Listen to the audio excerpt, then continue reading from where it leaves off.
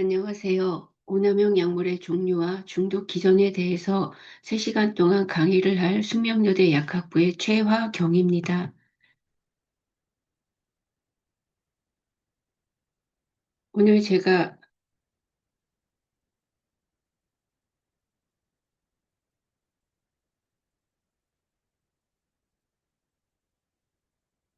네, 제가 이게 서툴러서 페이지를 넘기는 게 뭐가 잘 안 되고 있네요. 네, 오늘 말씀드릴 그 내용의 학습 목표가 되겠습니다. 우리는 오늘 3시간의 강의를 통해서 마약류의 중요한 특성과 효과를 구별할 수 있어야 됩니다. 또한 각 약물별로 왜 중독을 일으키는지에 대한 중독 기전을 설명할 수 있어야겠고요. 약물별로 그 약물들이 독성과 가지고 있는 부작용, 중독 기전이라든가 위험성들을 우리가 앞으로 환자들과 만났을 때 어떻게 연결을 해서 잘 설명을 해줄 수 있는지 사례와의 연결이 필요할 것 같습니다. 오늘 말씀드릴 순서가 되겠습니다. 제가 이 영상 녹화를 40분밖에 할 수 없기 때문에요. 강의는 40분씩 끊어서 그렇게 진행을 하도록 하겠습니다.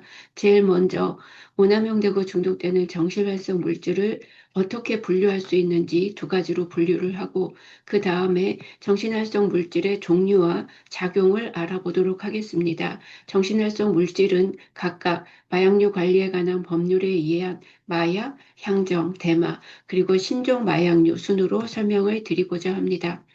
먼저 제가 잠깐 사례를 좀 말씀드리도록 하겠습니다. 제가 국립부국병원에 근무를 했었는데요. 그 전에 잠깐 다른 개인 병원에 근무를 좀 한 적이 있었습니다. 그 병원에 매일 찾아오는 첫 손님이 있었는데 이분은 20대 초반의 전투 경찰이었다고 합니다. 어느 날 시위대의 진압을 막으라는 명령을 듣고 현장에 출동했다가 시위대가 휘두른 삽에 등을 맞아서 모든 디스크가 손상이 됐답니다. 그때부터 제가 그분을 만났던 30대 중반까지 매일 병원에 첫 손님으로 오셔서 의사의 처방을 받아서 강력한 마약성 진통제인 페치진을 맞고 귀가하십니다. 이게 첫 번째 사례입니다. 두 번째는 제가 국가수에 근무할 때 비슷한 사건 의뢰가 쏟아져 들어옵니다. 도대체 이 약물이 뭐죠? 이 약을 한꺼번에 열알, 20알을 먹으면 청각 시각적 작용이 있다고 해서 많은 사람들이 이 약물을 복용하고 사건에 연루가 되고 사망을 합니다. 세 번째는 ADHD가 있는 동생이 사용하고 있는 ADHD 치료제를 고3인 누나가 사용을 합니다. 어, 다 아시다시피 우리나라 강남에서는 공부 잘하는 약으로 아주 선풍적인 인기를 끌었기 때문에 그 약을 투약을 했고 더더군다나 수능 날은 더 시험을 잘 봐야지라고 해서 2알을 먹고 갔다가 너무나 심장이 쿵쾅거려서 시험을 망쳤다는 이야기를 들은 적이 있습니다. 자, 죄송합니다. 이 세 사례 중에 누가 오용이고 누가 남용이고 누가 중독일까요?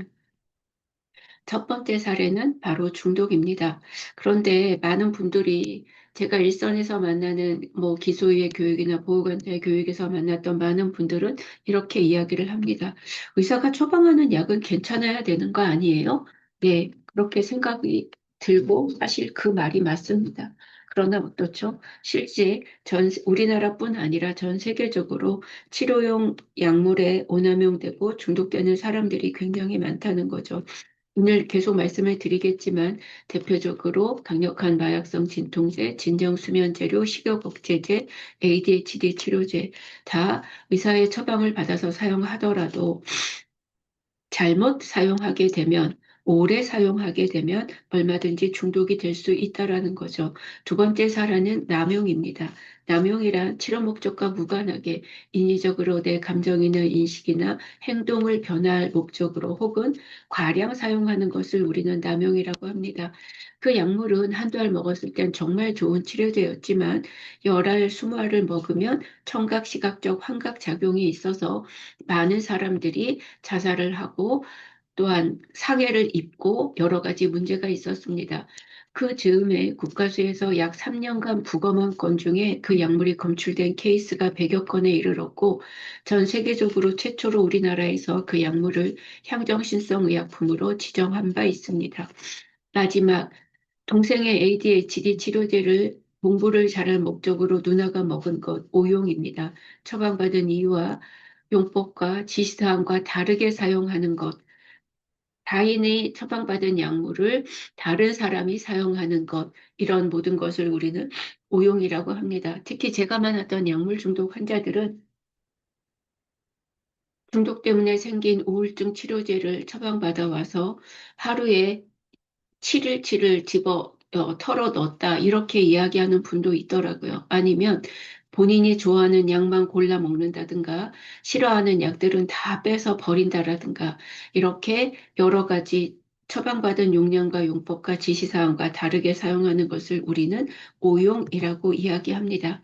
그렇다면, 남용되고 중독되는 약물들은 어떤 약물일까요? 보통 우리는 이러한 약물들을 정신을 활성시키는 물질, 향정신약물, 정신활성 물질이라고 이야기합니다.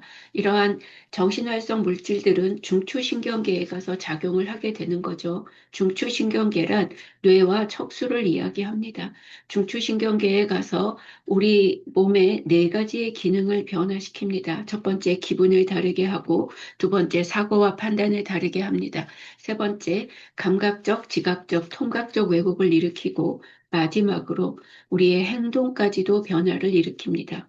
그런데 같은 날, 같은 시간, 같은 장소에서 똑같은 마약을 똑같은 방법으로 사용했다 하더라도 사용한 모든 사람이 느끼는 작용은 똑같을까요? 아시는 것처럼 그렇지 않습니다. 어떤 사람은 굉장히 긍정적인 효과를 느낀 반면 어떤 분들은 굉장히 부정적인 경험을 했다라고 합니다. 그런데 저는 부정적인 경험을 했다는 분들에게 이렇게 말씀드립니다. 축복 받으셨네요. 왜일까요? 부정적인 경험을 한 사람들이 다시 그 약물을 사용할 확률이 높을까요? 거의 없을까요? 그렇죠. 대부분 처음 마약류를 사용하고 계속해서 마약류를 사용하시는 분들은 엄청 행복했기 때문에, 좋았기 때문에, 본인이 원하는 효과를 느꼈기 때문에 사용을 합니다.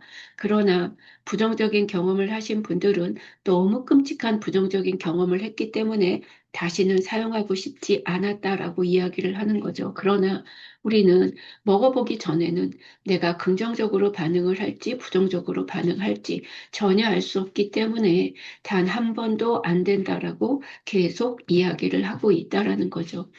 이렇게 정신활성 물질들을 우리는 두 가지의 방법으로 분류할 수 있습니다. 먼저 중추신경계에 가서 어떻게 작용을 하는지에 대해서 알아보도록 하겠습니다. 중추신경계를 흥분시키는 약물이 있죠. 주로 이런 약물들은 심장박동, 호흡을 증가시키고 굉장히 흥분된 도취감을 일으킵니다. 이런 흥분제에는 코카인, 메탄페타민, 기호식품으로는 니코틴, 카페인이 있고요. 또한 비만 치료제라든가 그러니까 식욕 억제제라든가 ADHD 치료제도 중추신경 흥분제에 속하게 됩니다. 아편류는 중추신경계를 선별적으로 저하시키고, 그러나 이들의 주요 양리 작용은 진통 효과가 있고 수면을 유도하는 효과가 있겠죠. 아편류는 좀 더 자세히 말씀을 드리겠지만 양귀비에서 얻어진 천연 아편류 그리고 인위적으로 합성한 모든 물질을 통칭합니다. 또 중추신경을 억제시키는 약물이 있죠. 중추신경계가 억제됐다라면 우리 몸의 모든 활동이 감소되는 거죠. 심장 박동, 호흡도 감소하고 이완하고 졸리고 몸이 축축 늘어지는 거죠. 대표적으로 알코올, 벤조디아제핀류, 바비추레이트 같은 수면제가 있고요. GHB 같은 그러한 물질도 중추신경 억제제에 속합니다. 자, 그렇다면 환각제는 무엇일까요? 아주 생생한 지각적 왜곡을 일으키고 우리의 기분과 사고를 변화시키는 물질이 되겠습니다. 대표적으로 LSD, 메스카린, 실로사이빈, MDMA가 이렇게 환각제에 속할 수 있습니다. 그렇다면 우리나라에서도 문제가 되고 있고 굉장히 세계적으로도 문제가 되는 마약류 중에 빠진 게 하나 있죠. 무엇이 있을까요? 바로 대마입니다. 대마는 어디에 속하는 걸까요? 이 대마는 어떤 범주에도 해당하지 않는다라고 합니다. 대마류는 소량을 투약했을 때는 진정제, 이완 효과가 있지만 과량을 투약하게 되면 환각 효과를 가지게 됩니다. 또한 나중에 다 말씀드릴 물질이 되겠지만 카트라고 하는 그러한 식물은 소량을 투약했을 때는 다행감, 흥분감을 일으키지만 과량을 투약하게 되면 조증정 핵녹을 한다던가 과잉 활동을 유발하는 물질로 알려져 있습니다.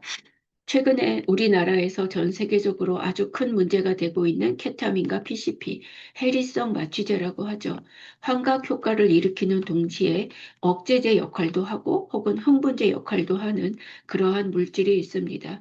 또한 흡입제, 가스류, 질산류, 이러한 물질들은 일반적으로 억제 효과를 나타내지만 어떤 물질은 동시에 흥분제 아니면 환각 효과를 일으킬 수 있습니다. 이렇게 중추신경계에 어떻게 작용하는지에 따라 약물을 분류할 수 있습니다. 또 다른 분류법엔, 그렇다면 이렇게 오남용되고 중독되는 물질들이 어떻게 중독을 일으키는지, 다시 말하면 중내 변형계에서 어떻게 도파민의 수준을 증가시키는지를 기전을 보도록 하겠습니다. 먼저 이 중독 약물을 커다랗게 세 군으로 나눌 수가 있고요. 먼저 그림에서 이 도표에서 개략적인 그러한 내용을 말씀을 드리고 각 약물을 개론적으로 설명할 때 그때 좀 더 자세하게 말씀을 드리도록 하겠습니다. 니코틴, 담배 같은 경우에는 보통 그 도파민 신경세포의 세포체에 발현되는 흥분성 니코틴성 수용체와 결합을 합니다. 그러니까 니코틴이 니코틴 수용체와 결합을 하게 되면 도파민 신경세포를 흥분시켜서 도파민의 분비를 증가시키는 역할을 한다라는 거죠. 이군에 들어가는 약물은 주로 중추신경을 흥분시키는 코케인, 메탄페타민류, MDMA가 되겠습니다. 코케인 같은 경우에는 도파민 수송체를 억제해서 도파민이 재흡수되는 것을 방해하는 역할을 하게 되는 거고요. 암페타민류, 메탄페타민 같은 경우에는 비소포성 모노아민의 유린을 촉진시키는 역할을 해서 그래서 기대맥과 복측 피계 영역 자체에서 굉장히 많은 양의 도파민이 나오게 되는 거죠. 이처럼 도파민을 비롯한 여러 가지 모노아민의 농도가 증가해서 중독을 일으키는 물질이 있습니다. 3군에 해당하는 약물은 오피오이드, GHB, 대마류, 벤조디아제핀류가 있습니다. 주로 이런 물질들은 간접적으로 작용하는 약물이고요. 국소 억제 사이신경세포로 작용하는 가바의 신경세포를 억제합니다. 그런데 사실 가바는 일반적으로 가바가 분비가 되면 도파민의 분비를 억제합니다. 그런데 이러한 물질들은 가바 신경세포를 억제함으로 인해서 도파민의 분비가 탈억제가 되는 거죠. 그래서 더 많이 일어나게 돼서 중독을 일으키는 것으로 알려져 있습니다. 자세하게 그 설명이 된 좀 더 자세한 내용이 되겠고요. 아까 말씀드리지 않았던 환각제 같은 경우에는 이 세로토닌의 EA 수용체를 자극해서 아주 그 지각이나 감각의 변형, 환각을 일으키는 것으로 알려져 있습니다. 또한 대마 같은 경우에는 대마 테트라이드로 칸나비놀의 수용체인 CB1 수용체가 가바 뉴론을 억제해서 그렇게 해서 도파민의 분비를 증가시키는 것으로 알려져 있고요. 흡입제 같은 경우에는 급성 중추신경을 억제하고 환각을 일으킵니다. 어, 이제 그 억제를 해서 일으키는 것으로 알려져 있고 단기적으로 사용을 하더라도 어지러운 판단력이 저하될 수 있다라고 알려져 있습니다. 그런데 이렇게 오남용되고 중독되는 마약류들은 작용 기전이 다 이렇게 다를 뿐만이 아니라 중독성이 굉장히 높은 물질이 있는가 하면 중독성이 낮은 물질이 있겠습니다. 이 테이블에서 보면 주요 약물은 어떤 것이고 주요 분자 표적은 무엇이고 그다음에 도파민에 대한 신경세포가 어떻게 영향을 미치는지를 보여줬는데 여기서 제가 지금 설명드리고자 하는 내용은 제일 마지막 칼럼이 되겠습니다. RR2가 되겠죠. 중독에 대한 상대적인 위험도를 나타내고 있습니다. 5로 표시된 것은 굉장히 중독성이 강한 물질이고요. 1 같은 경우에는 중독성이 없는 것으로 이렇게 표현을 했습니다. 이 테이블에 의하면 가장 중독성이 강한 물질은 중추신경 흥분제인 코카인과 메탄페타민류, 이 암페타민류가 되겠습니다. 또한 오피오이드 같은 경우에는 사실은 그 중독성을 니코틴과 더불어 4라고 했는데요. 사실 오피오이드 중에는 중독성이 굉장히 높은 펜타닐이나 뭐 헤로인 같은 경우도 있고요. 그다음에 중독성이 상대적으로 낮은 코데인도 있죠. 그래서 제가 생각하기에는 이 테이블에서 4라고 하는 것은 오피오이드의 그런 일반적인 그런 평균 이렇게 나타낸 게 아닐까라는 생각을 합니다. 또한 니코틴의 중독이 4로 굉장히 높은 것을 알 수가 있죠. 알코올이나 벤조디아제핀류는 한 3 정도가 되겠고요. 많은 사람들이 담배보다 대마가 중독성이 약하다라고 이야기합니다. 네, 맞습니다. 대마의 중독성은 2로 낮은 편입니다. 그러나 왜 마약류로 지정을 했을까요? 그거는 제가 대마에 가서 좀 더 자세히 말씀을 드리도록 하겠습니다. 그런데 중독성이 없다라고 표현된 물질들이 있습니다. LSD, 메스카린, 실로사이빈, 이거 뭐죠? 환각제입니다. 의존이나 중독을 일으키지는 않지만 반복적인 노출로 인해서 내성을 유발하는 것으로 알려져 있습니다. 그러나 실제적으로 우리나라에서 중독 환자를 많이 치료하는 의사 선생님한테 이게 정말 중독성이 없으면 왜 이렇게 사람들이 사용할까요? 라고 이야기를 했더니 그 선생님께서는 누가 중독성이 없다고 하냐. 본인은 중독성이 있다고 생각을 한다. 이렇게 말씀을 하시는 분도 들었습니다. 또한 해리성 마취제인 펜사이클이나 케타민 같은 경우에도 중독성은 없다라고 이 책에는 나와져 있지만 아예 없는 것은 아니고 이거에 대한 연구가 그렇게 많이 안 되어 있어서 그런 건 아닐까라는 의구심이 들 정도로 요즘 이 환각제류와 해리성 마취제를 사용하는 사람들이 굉장히 많이 늘고 있다라는 거죠. 두 번째의 분류는 우리나라의 마약류 관리에 관한 법률에 의해서 이 마약류를 한번 분류해 보고자 합니다. 마약류 관리에 관한 법률은 목적이 있습니다. 이 법은 왜 만들었을까요? 마약, 향정신성의약품, 대마 및 원료 물질의 취급과 관리를 적정히 하고 여기까지가 2023년 8월 15일까지의 우리나라 마약류 관리에 관한 법률이었습니다. 그러나 2023년 8월 16일부터 추가가 된 내용이 있었습니다. 마약류 중독에 대한 치료, 예방 등을 위하여 필요한 사항을 규정함으로써 사실 약 3년 전까지만 하더라도 마약류 관리에 관한 법률에 치료나 예방을 위해서 필요한 사항들이 제대로 그렇게 규정이 안 되어 있었어라고 말을 할 수도 있다라는 거죠. 어쨌든 이런 규정을 함으로써, 그러니까 그렇다고 전혀 없었던 치료에 대한 거는 있었죠. 전혀 없었던 건 아니었고, 이렇게 규정을 함으로써 오용 또는 남용으로 인한 보건상의 위해를 방지하여서 국민 보건 향상과 건강한 사회 조성에 이바지할 목적으로 이 마약류 관리에 관한 법률을 만든 바 있습니다. 자, 그렇다면 마약류란 무엇일까요? 마약류 관리에 관한 법률 제2조는 정의입니다. 우리나라 마야에서 이야기하는 마약류라 하면 마약, 향정신성 의약품, 대마가 되겠습니다. 그래서 우리가 용어에 대해서 굉장히 신경을 써서 말씀을 하셔야 될 것 같아요. 우리가 마약이라고 하는 것은 마약류 관리에 관한 법률에 마약으로 지정된 것만 우리나라에선 마약입니다. 그렇다면 일반적으로 오남용되고 중독되는 물질을 말할 때는 마약류라고 해야 된다라는 거죠. WHO에서는 그러면 마약류는 어떤 특징이 있다고 했느냐?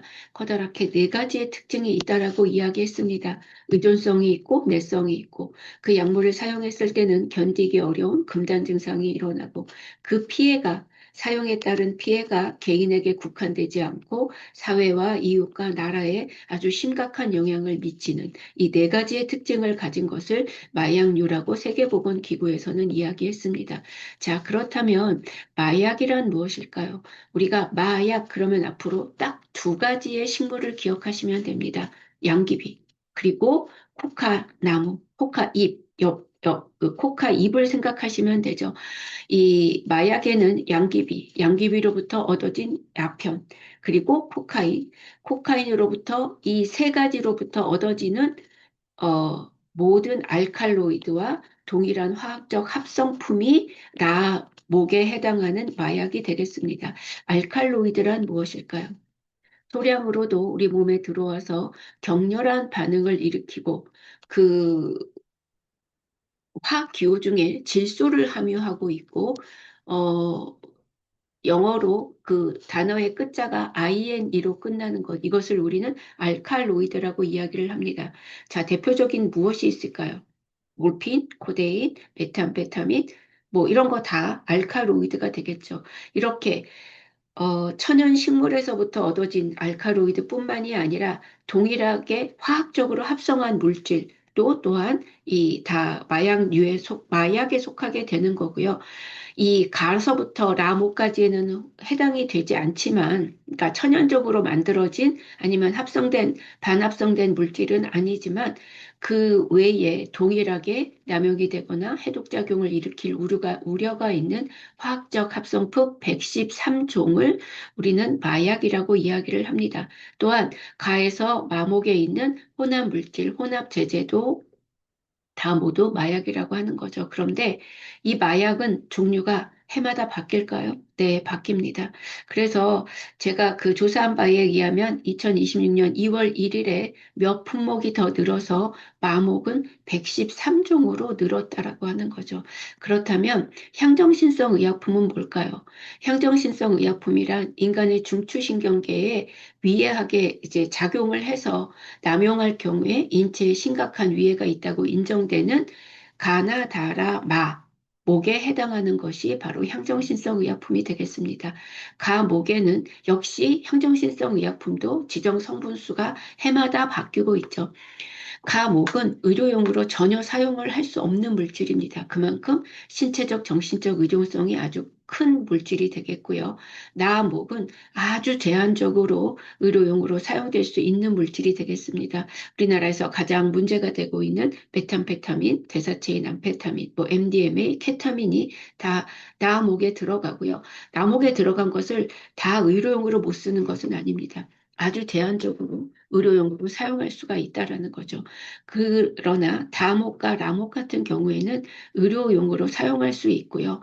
가나 목보다는, 그러니까 다는 그렇게 신체적 의존성이나 정신적 의존성을 일으키지 않는 것. 라목은 다보다 더 신체적 의존성을 덜 일으키는 물질을 말하고요.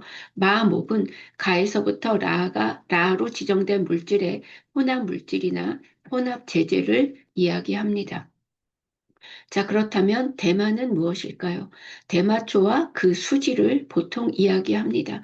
대마초 또는 그 수지를 원료로 해서 제조된 모든 물질이 우리나라에서 대마로 규정을 하고 있고요.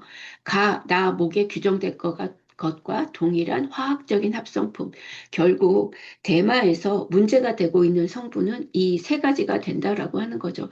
꼭 문제라기보다는 어쨌든 환각작용을 일으키고 가장 정신활성 효과를 일으키는 물질은 델타9 테트라하이드로 칸나비놀이 되겠습니다. 그 외에 칸나비놀이라든가 칸나비디올도 우리나라에서는 대마에 속하는 성분이지만 THC와는 많이 다른 그러한 작용을 나타내고 있고요. 라목은 역시 가에서부터 다목에 규정된 것을 함유하는 혼합 물질이 되겠습니다. 옆에 보시는 그림을 보면 대마초는 야외에서도 키우지만 뭐 야생 대마도 있고요. 이렇게 실내에서 온실에서도 얼마든지 이렇게 사용이 되고 있습니다. 여기에는 해시시 뭐 아니면 해시시 오일도 있고요. 여러 가지 이 대마 성분을 첨가해서 만든 그러한 뭐 쿠키라든가 캔디 같은 것도 시중에 많이 유통이 되고 있습니다. 그런데 대마 법에 속하지 않는 물질이 있습니다. 대마초의 종자. 그런데 이 종자 중에서도 종피를 제거한 종자, 뿌리, 성숙한 대마초의 줄기와 그 제품은 대마법에 속하지 않는다라는 거죠. 왜 그럴까요? 대마의 그 성숙한 줄기는 무엇을 만드는 데 쓰죠? 그러니까 삼배옥 같은 거, 수위 만드는 데 쓰는 그러한 용량으로 사용이 되고, 그래서 법에서 저촉이 된다는 게 아니라 이렇게 성숙한 대마의 줄기는 그 환각을 일으키는 성분이, 그러니까 이제 그 정신활성 물질의 성분이 들어가 있지 않다라는 거죠. 종자 중에서도 종피를 제거한 종자, 그리고 뿌리에서는 그러한 성분이 없기 때문에 대마에 속하지 않는 것으로 기억을 하시면 될 것 같습니다.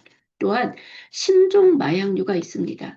다시 말하면 정신활성 물질의 뉴, 신이라는 그러한 단어가 하나 들어가서 신정신활성 물질, 우리나라에서는 신종 마약류라고 이야기를 하죠. 신종 마약류의 정의가 무엇일까요? 유엔 오디시에서 61년도에 마약류에 관한 단일 협약을 만들었고요. 71년도에 향정신성 물질에 관한 협약을 만들었어요. 그런데 이 신정신활성 물질이란 61년도와 71년도 협약에 의해서 통제되진 않았지만 공중보건에 위험이 될 수 있는 남용 약물을 통틀어서 NPS, New Psychoactive Substance, 우리나라 말로는 신종 마약류라고 합니다. 이렇게 신종 마약류는 물론 새롭게 61년, 71년도에 규제되지 않은 물질을 이어서 신종이라고 붙기는 했지만 전혀 그 구조가 다른 것은 아닙니다. 이렇게 그러니까 그 정신활성 물질이 효과를 일으키는 그러한 펑셔널 그룹이 여기에 나와 있는 것처럼 6개, 거기에 기타가 들어가 있습니다. 이 6개의 그 펑셔널 그룹은 물론 칼럼에 보는 것처럼 트레디셔널한 고전적으로 사용되는 약물이 있고요. 그 약물에 약간의 구조를 변형시켜서 만든 정신활성 물질이 신정신활성 물질이 있다라고 하는 거죠. 자, 그렇다면 먼저 진정수면제류, 고전적으로 많이 사용되는 벤조디아제피류 중에 디아제팜이 있습니다. 그러나 크로나졸람이라든가 에티졸람 이런 것은 이제 MPS가 되겠고요. 해리성 마취제 중에 PCP, 이거는 뭐 기존부터 있었던 거지만 여기에다가 3 위치에 메톡시가 들어간 3메토시 PCP 이런 것이 바로 MPS가 되겠습니다. 환각제로 분류되어 있는 것에는 뭐 LSD라든가 2CB 같은 게 있는데 LSD의 1 위치에 그 인이 붙는다라든가 2CI가 된다라든가 이런 것들이 이제 신물질이 되겠죠. 스티뮬런트, 중추신경 흥분제 중에는 코케인, 히로뽕이 있었는데 거기에 4플루오로암페타민이라든가 디메틸케치논과 같은 신정신활성 물질이 새롭게 개발이 된 것이죠.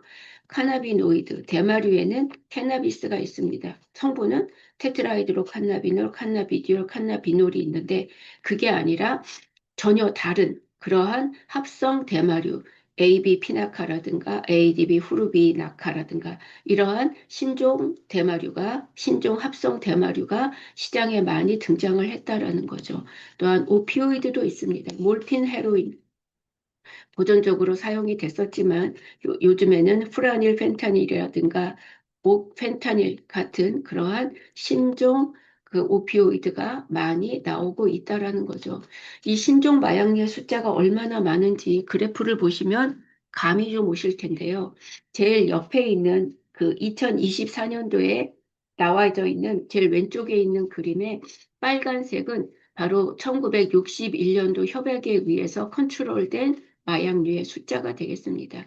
하늘색은 71년 규정에 의해서, 그러니까 71년 향정 규정에 의해서 규제되고 있는 물질이죠. 이 61년, 71년도에 규제된 물질은 400개를 넘지 않습니다. 300개를 조금 넘어가는 거죠. 그 옆에 있는 것은 무엇일까요?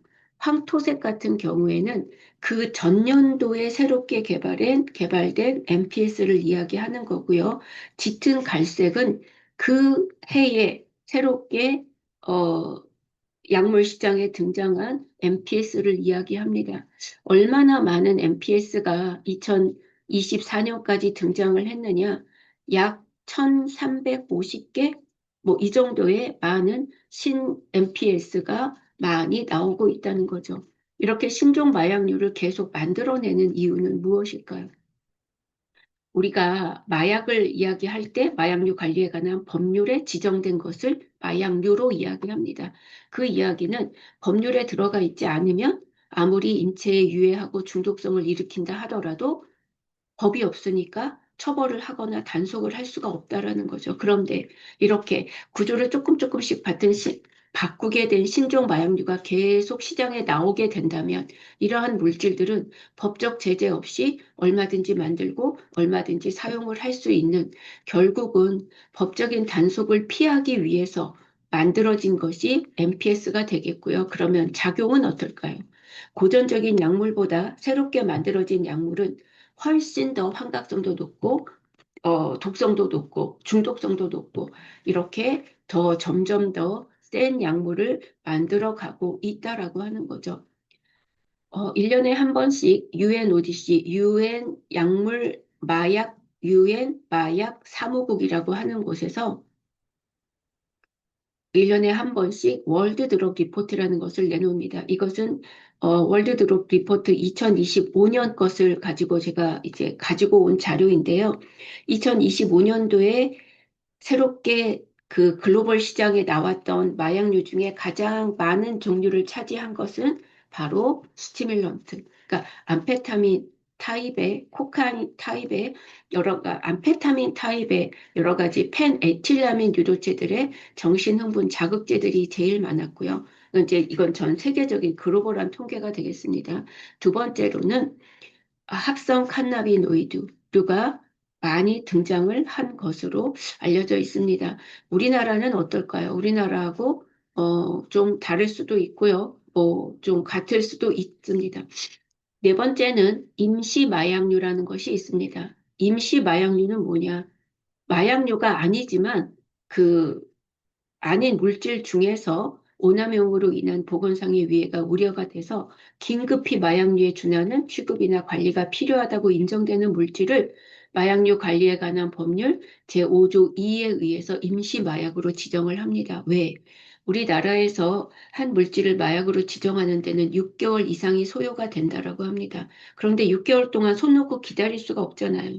새롭게 발견되는 흥분이나 환각용 물질의 오남용을 신속하게 차단하기 위해서 마약류로 지정하기 이전에 임시 마약류로 지정하는 그러한 제도를 2011년부터 우리나라에서 시행을 하고 있고요.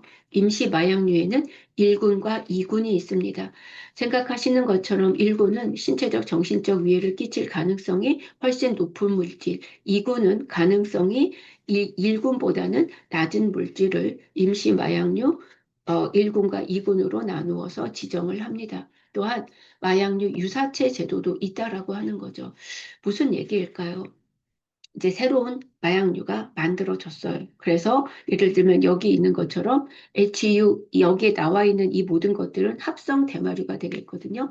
제일 먼저 시장에 나왔던 것 중에 하나가 HU210이었습니다. 그래서 이걸 어느 나라에선가 HU210을 밝혀내고 이름을 붙였어요.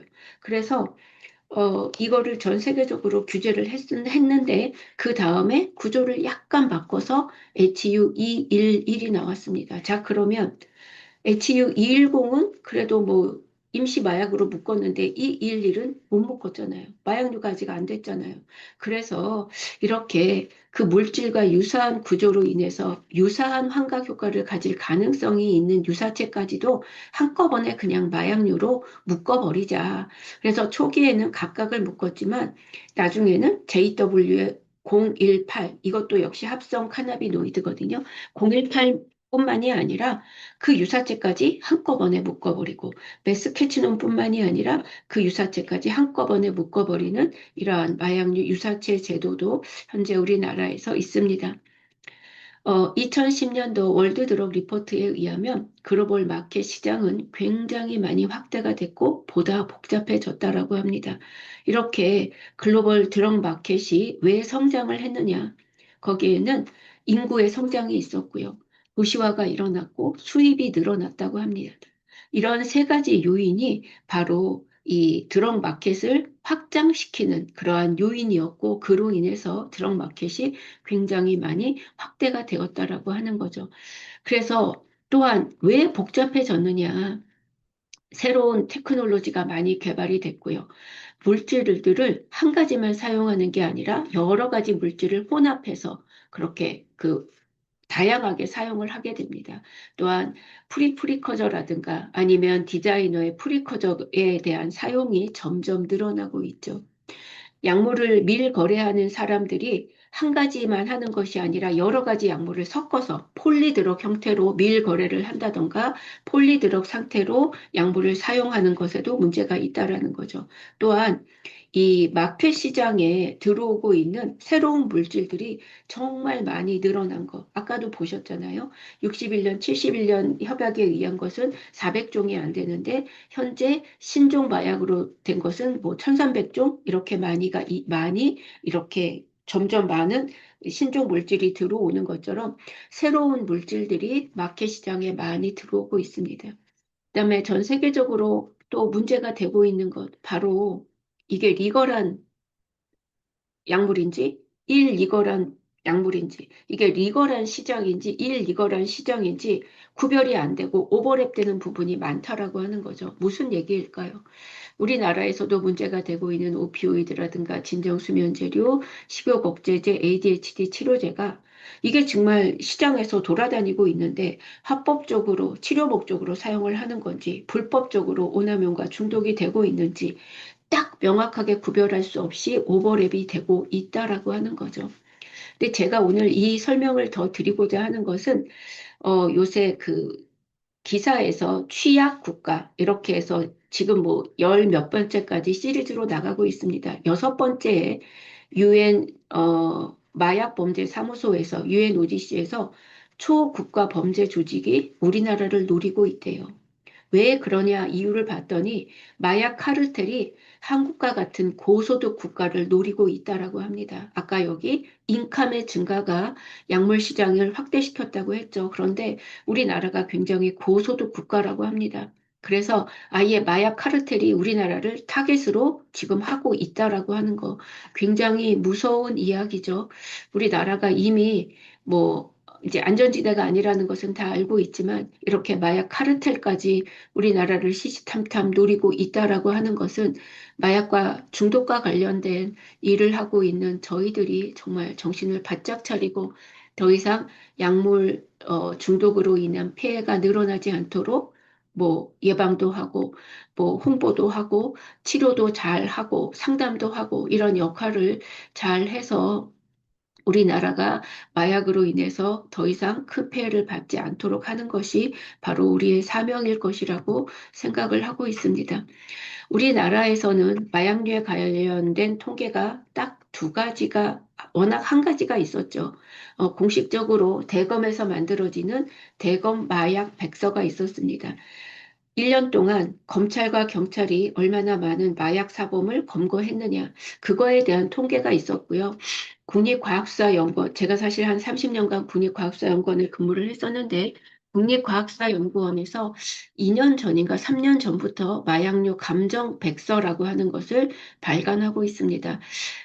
이 대검에서 나온 자료와 다른 것은 마약류, 이 국가수에서 나오는 마약류 감정 백서는 국가수에 들어온 모든 약물에 대한 통계가 아니라요. 들어왔던 약물 중에서 양성으로 마약류가 검출된 것에 대한 정확한 통계가 되겠죠. 그래서 실제적으로 이 마약류 감정 백서를 보면 우리나라가 지금 어떤 마약류가 외부로부터 유입이 돼서 오남용이 되고 있구나를 잘 알 수 있을 것 같아서 제 2025년도에 통계를 좀 가져와 봤습니다.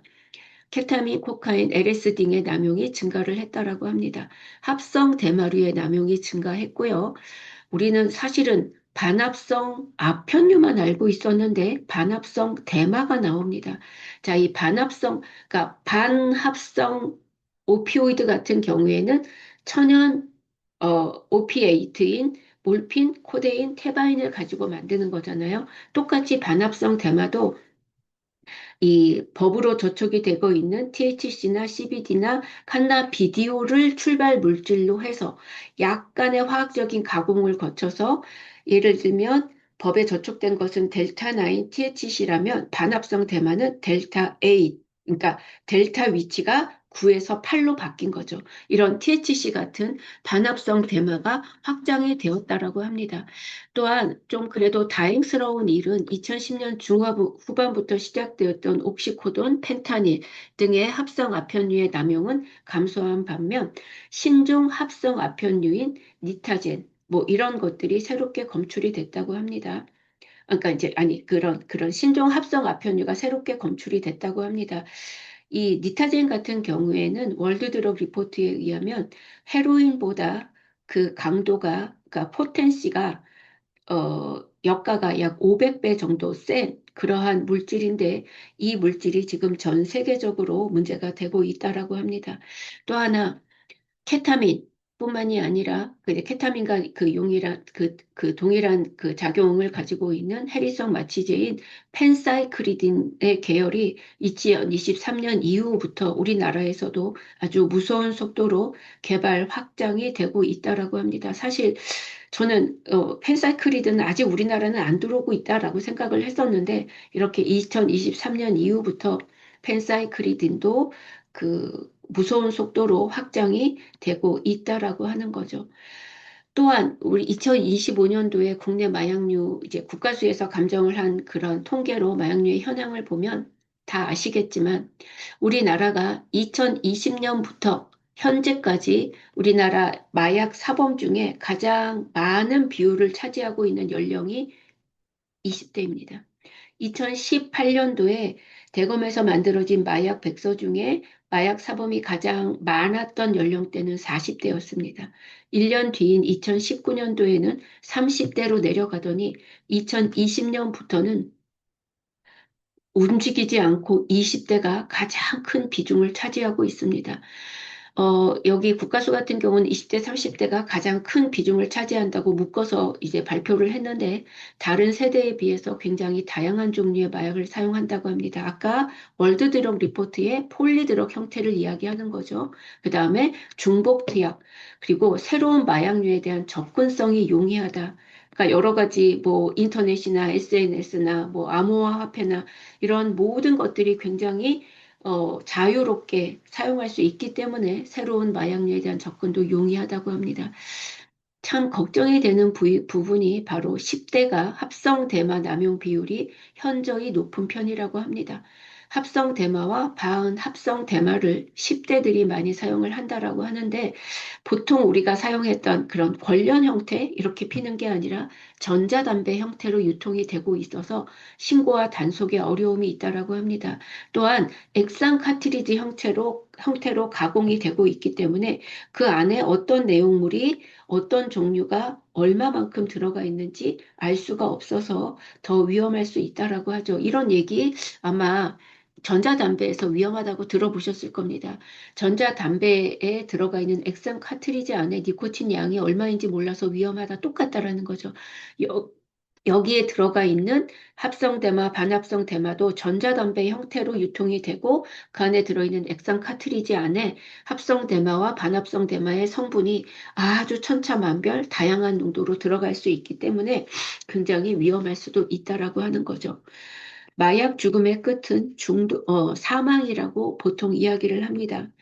이 2025년도 국가수에서 만들어낸 마약 감정 백서는 어, 우리나라 전역에 대한 것이 아니라 서울에 있는 서울 분소에서 감정을 한 통계를 나타낸 것입니다. 그러니까 우리나라 전역은 아니라는 거죠. 그런데 2025년도에 서울 분소로 의뢰된 건 중에 메탄페타민 과량 복용으로, 그러니까 메탄페타민 중독자로 사망한 사례가 33건이나 되었다고 합니다.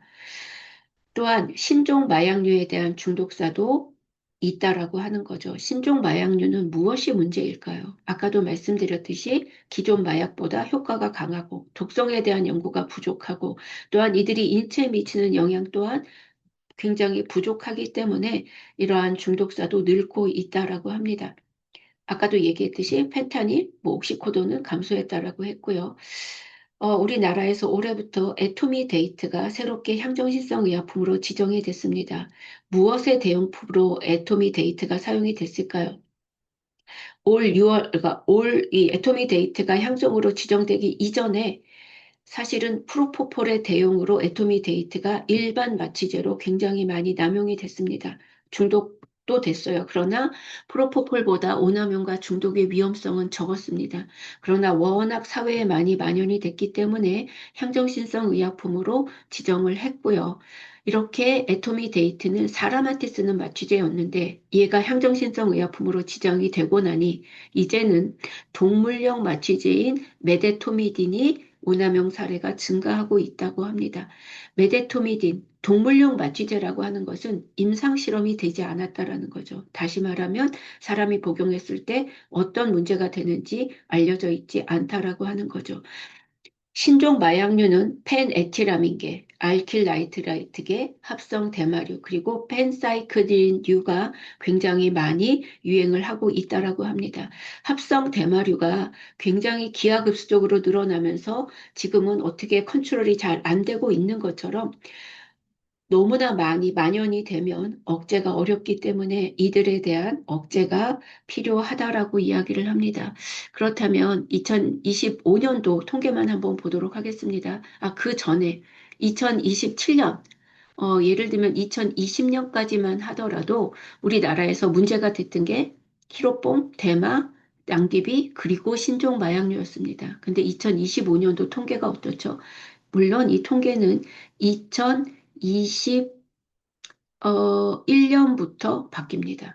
1위가 히로뽕, 2위가 신종 마약류, 그 다음이 대마입니다.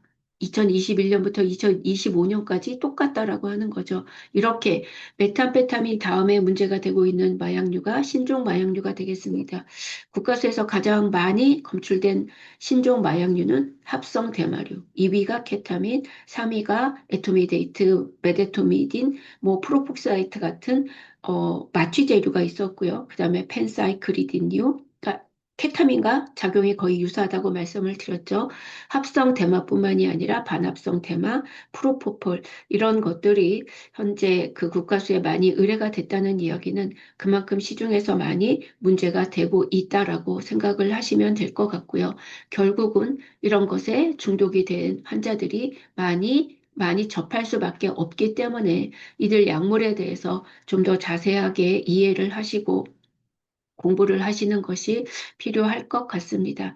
그렇다면 이러한 정신활성 물질들은 어떤 종류가 있고 어떻게 작용을 하는지 한번 살펴보도록 하겠습니다.